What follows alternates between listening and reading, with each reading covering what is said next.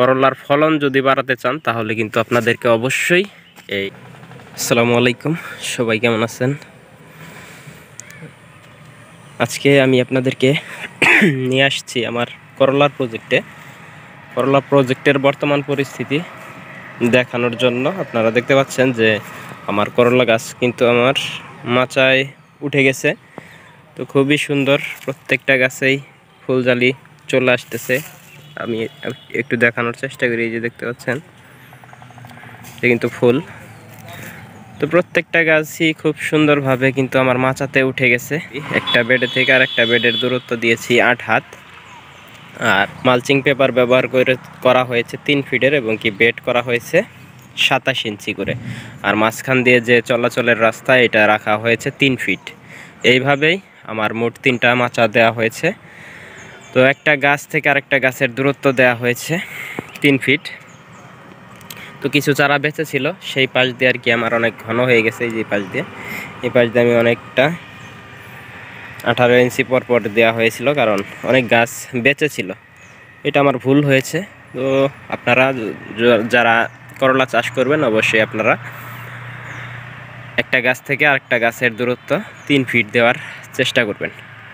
তো মূলত আজকে ভিডিও করার উদ্দেশ্য একটাই, আপনাদেরকে আরেকটা জিনিস বলার চেষ্টা করব। সেটা হলো, আপনারা যারা করলা চাষ করবেন, অবশ্যই এই যে ব্রাঞ্চগুলা, অনেকেই প্রশ্ন করেন যে ভাই ব্রাঞ্চ কাটবো কিনা। তাদের উদ্দেশ্যেই বলবো যে আপনারা অবশ্যই ব্রাঞ্চগুলো কেটে দেবেন। মোটামুটি কোন পর্যন্ত কাটবেন সেটাও আমি বলে দেবো আজকে।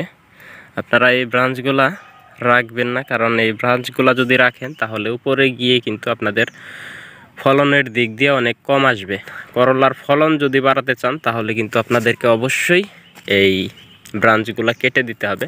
প্রত্যেকটা গাছের ব্রাঞ্চ কেটে দিতে হবে আপনাদেরকে।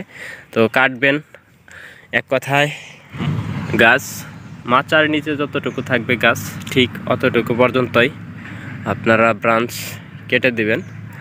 তো তাহলে ব্যাপক একটা ফলন পাবেন আপনাদের প্রজেক্টে।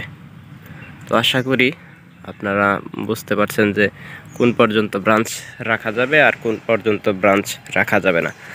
এক কথায় আপনাদের প্রজেক্টের মাচার উপরের যে ব্রাঞ্চগুলো আছে, ওই ব্রাঞ্চগুলো রেখে দেবেন, এবং কি মাচার নিচের যে ব্রাঞ্চগুলা থাকবে ওই ব্রাঞ্চগুলো আপনারা কেটে দেবেন। তো আপনারা নতুন যারা করলা চাষ করেন, তারা এই বিষয়টার জন্য অনেকেই ফোন দেন। তো তাদের উদ্দেশ্যেই মূলত এই ভিডিওটা করলাম আজকে। তো আপনারা যারা করলা চাষ করতেছেন, এই যে ব্রাঞ্চগুলো ছোট থাকা অবস্থাতেই ছেটে ফেলে দিবেন, কারণ বড় হলে এই ব্রাঞ্চে কিন্তু অনেক ফুলজালি আসবে, তখন কিন্তু আপনাদের এই ব্রাঞ্চগুলো কাটতে আপনাদের মন চাবে না।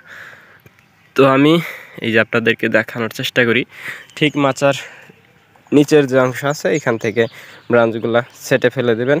তো মাচার উপরে যে ব্রাঞ্চগুলো যাবে ওইগুলা কিন্তু ভালো একটা ফলন দেবে, এবং কি আপনার মেন যে গাছটা, এই গাছটা কিন্তু ভালোভাবে খাদ্য গ্রহণ করতে পারবে এবং শক্তিশালী হয়ে মাচায় উঠতে পারবে।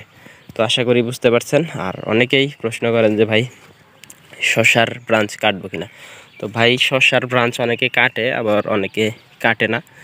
মূলত আমার জানা মতে শশার ব্রাঞ্চ না কাটাই ভালো, কারণ শীতকালে শশা গাছ অতটা বাড়ে না, আর ব্রাঞ্চেই কিন্তু আসলে এখন ফল আসে, মূলত মাচা পর্যন্ত ভরে না। সেই কারণে আমার মতে ব্রাঞ্চ না কাটাই ভালো।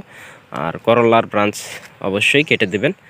তো আজকে আপনাদেরকে আমি একটু ধারণা দেওয়ার চেষ্টা করলাম আমার করলার প্রজেক্টের এবং কি ব্রাঞ্চ কাটা নিয়ে। তো সবাই ভালো থাকবেন, সুস্থ থাকবেন, আর অবশ্যই আমার চ্যানেলটি সাবস্ক্রাইব করে রাখবেন। আল্লাহ হাফেজ।